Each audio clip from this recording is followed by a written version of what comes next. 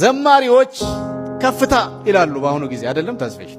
ሰባኪዎች ነቢያት ከፍታ ከፍታ ከፍታ ለኔ ከፍታ ይሄ ነው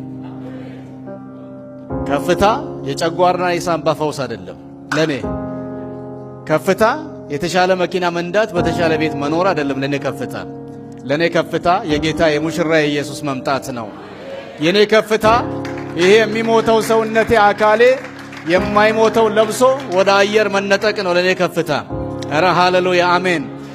እነዚህ የምንላቸው የምድር ስኬቶች የት ከፍታ ያወጡናል ይታያችሁ ምን ኖረው እዛ ፍሎር ቤታችን ላይ ነው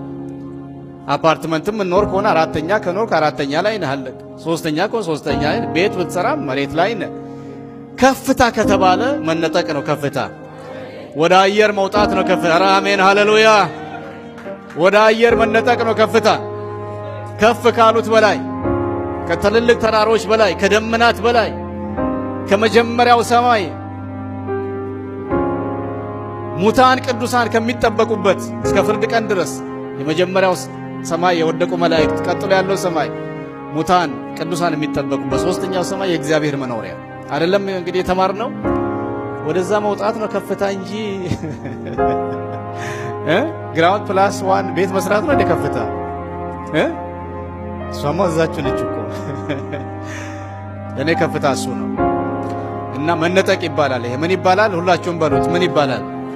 መነጠቅ ይባላል ትነጠቃለህ እንነጠቃለን